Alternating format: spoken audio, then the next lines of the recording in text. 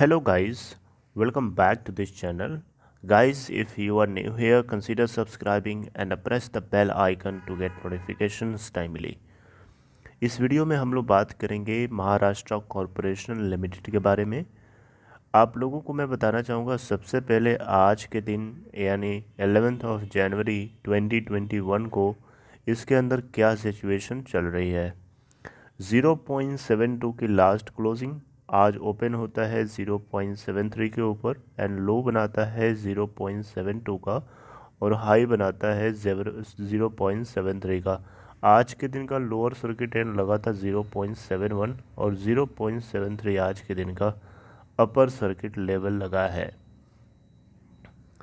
आप देखें तो इसका 52 वीक लो है 0.15 और 52 वीक हाई है 0.73।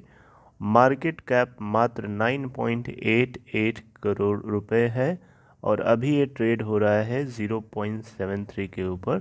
बेसिकली देखा जाए तो अपर सर्किट लेवल लगा हुआ है 1.39% ऊपर है। अभी तक जो टोटल वॉल्यूम ट्रेडेड है 13,24,634, इतनी सारी क्वांटिटीज़ बीएससी के ऊपर बाई कर ली गई। एनएससी के ऊपर अगर आप देखेंगे तो वही सिचुएशन यहाँ पे भी आपको मिलेगी। अब बात करते हैं कि इसके अंदर कोई न्यूज़ है 18 जनवरी को। जी हाँ, एक बहुत इम्पोर्टेंट न्यूज़ है इस स्टॉक के लिए। 18 जनवरी को आपको नज़र बना के रखना होगा, लेकिन उससे पहले मैं आपको इसके रिटर्न परसेंटेज दिखाना चाहूँगा। वाकई में रिटर्न परसेंटेज जो है इसके चौंका देने वाले हैं। ईयर टिल डेट में 10.61% का रिटर्न दिया है, 1 वीक में 7.35% का रिटर्न दिया है, 1 मंथ में 37.74, 3 मंथ में 231.82%, 6 मंथ में 151.72%, 1 ईयर में 356.25%, 2 ईयर्स में 151.72% और 3 ईयर्स में 284.21%। अभी तक आपको जितने भी रिटर्न परसेंटेज बताया है सारे के सारे पॉजिटिव है। सोच भी नहीं सकते थे कि इतना ज़्यादा ह्यूज रिटर्न दे सकती है ये छोटी सी पेनी स्टॉक वाली कंपनी। आपको ग्राफ के ऊपर लेके चलूँगा, वहाँ से आप खुद ही देखिए कि इसके अंदर क्या सिचुएशन चल रही है। ये आज के दिन का अभी तक का 11:49 तक का ग्राफ है। लास्ट के 5 दिनों का ग्राफ देखेंगे तो ये एक एक पैसे के हिसाब से ऊपर जा रहा है। लास्ट के महीने भर का ग्राफ देखेंगे तो ये एक मोनोटोनस इंक्रीमेंट ग्राफ है। और लास्ट के अगर आप 3 महीने का ग्राफ देखेंगे तो थोड़ी सी यहाँ पे एक ब्रेकआउट हुआ है और उसके बाद इसके अंदर अभी भी एक अपर सर्किट बना हुआ है। लास्ट के 6 मंथ्स का ग्राफ चेक करेंगे तो लास्ट में 6 मंथ में देख सकते हैं जहां बाकी स्टॉक में मोनोटोनस गिरावट थी, यहाँ पे संभल के इंक्रीमेंट देखने को मिल रहा है। 1 ईयर का ग्राफ देखेंगे, 1 ईयर के अलावा चलिए आपको 2 साल का ग्राफ दिखाते हैं तो 2 साल में ये सिचुएशन है। ओके, तो इसके अंदर अभी तेज़ी देखने को मिल रही है इस साल की स्टार्टिंग में और एंडिंग ऑफ द 2020। ओके, अब बात करते हैं नेक्स्ट पॉइंट्स की। तो देखिए यहाँ पे सबसे पहले आपको बताना चाहूँगा इस कंपनी के अंदर स्टेक होल्डिंग कितनी है किसके पास। तो मैं आपको ज़्यादा ना बता करके सिर्फ सितंबर क्वार्टर की बात करूँगा।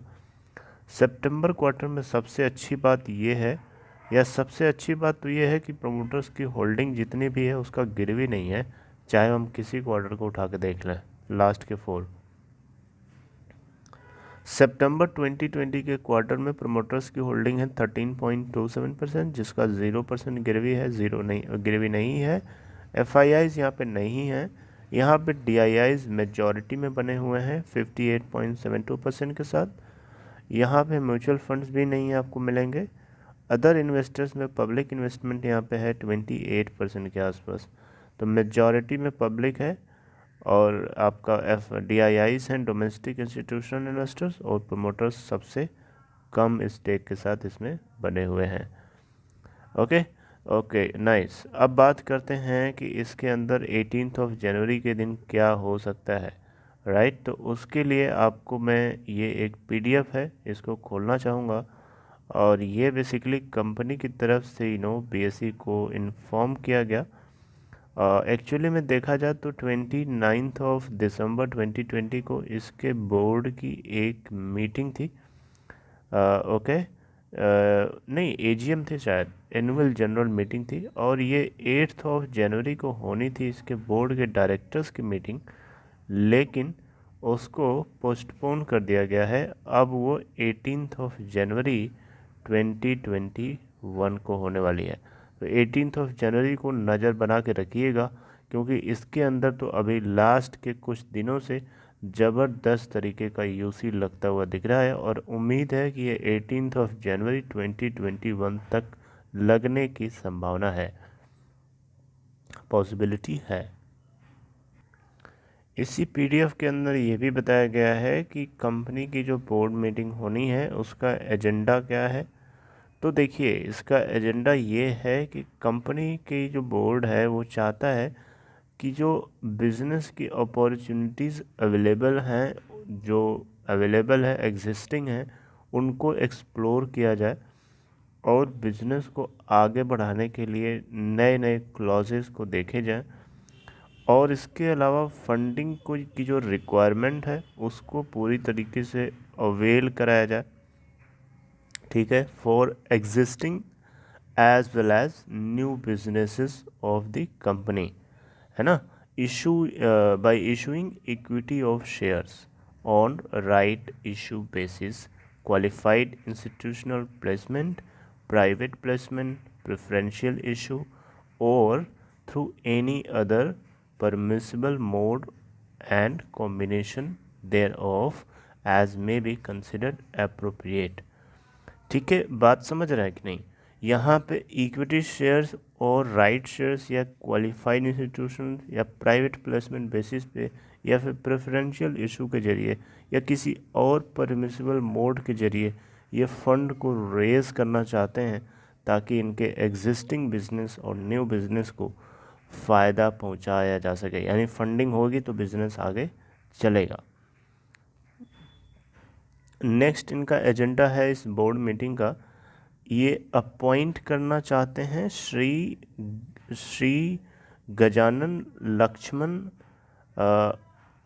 एंगचेकर। आई डोंट नो कि मैं प्रोनाउंस कर पा रहा हूँ कि नहीं, ये इनका नाम है। पॉइंट नंबर 3 में मेंशन्ड है कि ये इनके अपॉइंटमेंट को ले करके भी यहाँ पे एक बहुत इम्पोर्टेंट स्टेप है। तो ये चीज़ भी यहाँ ये एग्जीक्यूटिव ऑफिसर के रूप में अपॉइंट किए जाएंगे। ओके, तो इसके अलावा जो है to consider other businesses if any. तो ये 4 पॉइंट्स हैं जो बोर्ड की मीटिंग का एजेंडा है 18 जनवरी 2021 को। तो नज़र बना के रखिएगा, इसके अंदर कुछ भी हो सकता है आगे। बाकी मैं आपसे ये नहीं कह रहा हूँ कि आप इसके अंदर जाके ख़रीदारी करना शुरू कर दीजिए, बिल्कुल नहीं है। आप अपनी मन के हिसाब से, अपने हिसाब से करें, जो भी स्टेप लें सोच समझ के लें। मैं थोड़ा आपसे स्लो बात कर रहा हूँ बिकॉज़ मैं थोड़ी सी तबीयत मेरी सही नहीं है, फिर भी आप लोगों के लिए I am ready for you all guys, so you do not have to worry at all. I will keep working, and so this is all for this video. I hope you got some points from here. If you got, then please to encourage this, please give a thumbs up, and if you are new here, consider subscribing. And if anybody is new to stock market and wants to open Demat or trading account, then there is a link for you in description box of this video. Check and click on that, and take care of yourself. Thank you very much for watching this video.